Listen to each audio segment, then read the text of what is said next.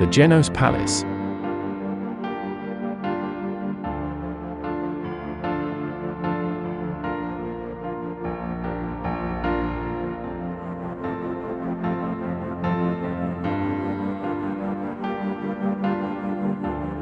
During the Byzantine time, the administration of the Galata region was given to the Genos.